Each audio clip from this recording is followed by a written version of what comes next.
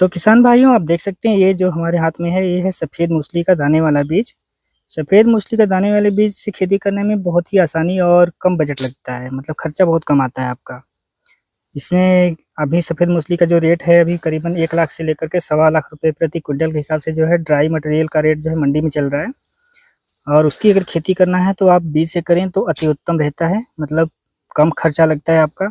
और शुरुआत में पहली बार जो किसान करते हैं उन्हें थोड़ा हिचकिचाहट होती है कि पता नहीं होगा नहीं होगा, किस तरह से होगा, फिर उसकी खेती उनके यहाँ क्या कैसे होगी। तो उनके लिए बेस्ट रहता है ये, क्योंकि कम खर्चा लगता है। अगर बाई चांस किसी वजह से नुकसान भी होता है तो उनका ज़्यादा खर्च जो है नहीं लगेगा। दोस्तों, सफ़ेद मूसली की खेती में जो पूरा खर्च आता है, मतलब बीज का आप करें तो देखिए बीज से लगाने पे सस्ता इसलिए हम कह रहे हैं क्योंकि देखिए कंद जो है 1 एकड़ में आपका 4 कुंटल से लेकर के 5 कुंटल लगता है। वो इसलिए 4 से 5 लगता है कि जो बीज से तैयार किया हुआ कंद अगर किसी को मिल रहा है तो 4 कुंटल में हो जाएगा। लेकिन अगर कंद से कंद तैयार हुआ है तो उससे जो खेती करेंगे तो 5 कुंटल लगता है। मेन इसका बीज क्या रूप में कंद ही आता है, क्योंकि उसका प्रोडक्शन तुरंत होता है और बीज से जो है थोड़ा-सा इंतज़ार करना पड़ता है। वो भी आगे हम बताएँगे आपको कितना क्या इंतज़ार करना पड़ेगा।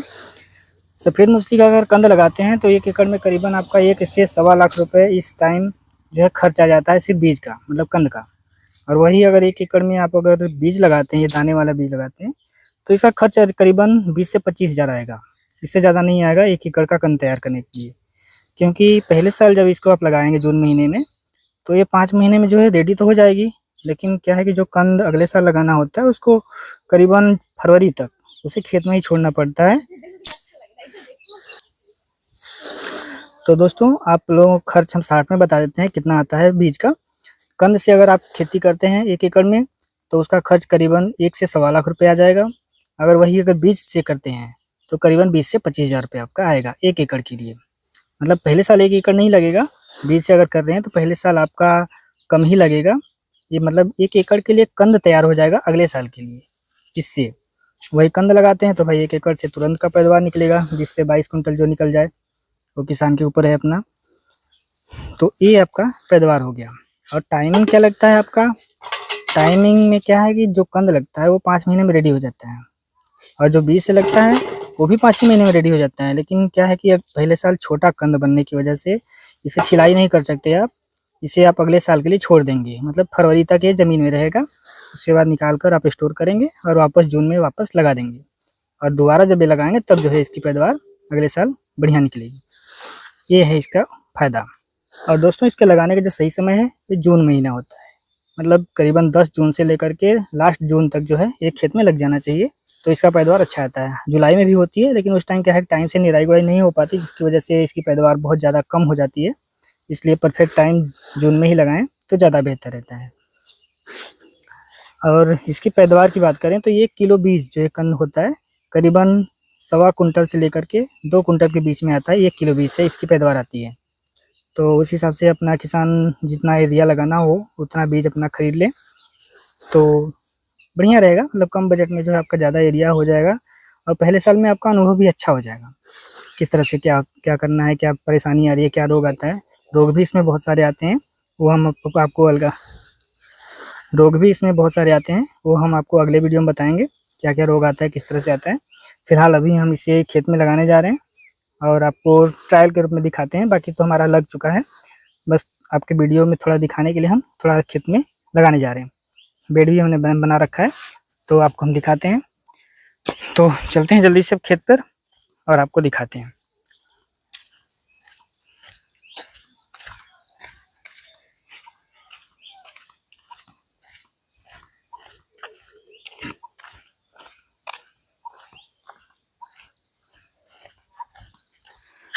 तो किसान भाइयों, आप देख सकते हैं अपने खेत पर आ चुके हैं।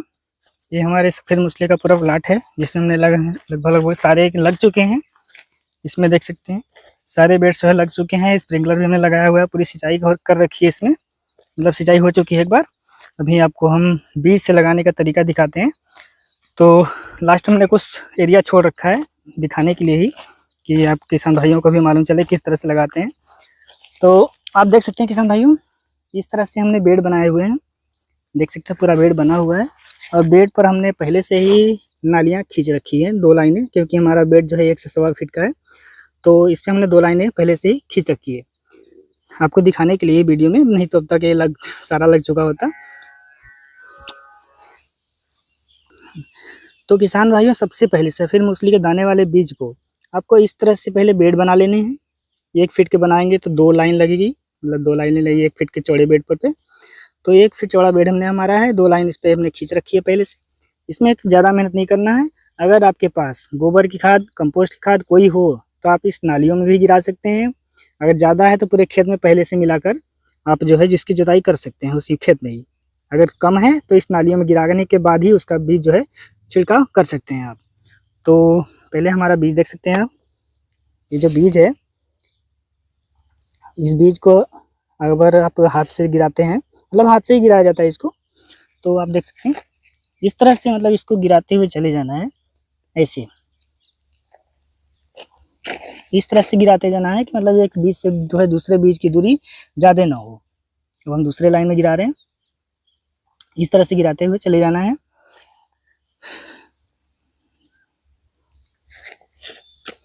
आप देख सकते हैं, आपको दिखाई नहीं दे रहा होगा, हो सकता है वीडियो में, दिखाने की कोशिश करते हैं अगर दिख जाए तो, क्योंकि बीज इतने बारीक होते हैं ना कि दिखते ही नहीं।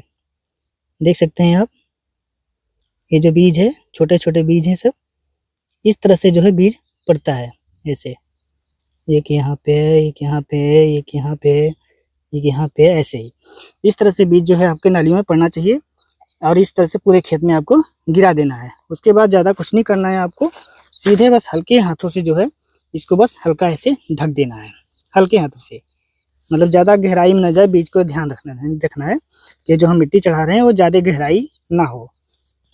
इस तरह से आपको मिट्टी उतनी ही चढ़ानी है कि जिससे सिर्फ बीज आपका ढक जाए, बाकी ज़्यादा मेहनत नहीं करना है। नहीं तो ज़्यादा अगर गहराई में भी चला जाता है या बड़े ज़्यादा मिट्टी से आप चढ़ा देते हैं तो भी बीज का जर्मिनेशन नहीं आ पाएगा, आएगा कम ही आएगा, बहुत ज़्यादा कम आएगा।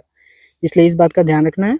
उसके बाद इस तरह से करने के बाद आप डायरेक्ट इसमें पानी चलाकर सिंचाई कर दीजिए। डायरेक्ट भी चला सकते हैं, स्प्रिंकलर, रेन पाइप, कुछ भी व्यवस्था हो आप उससे भी कर सकते हैं।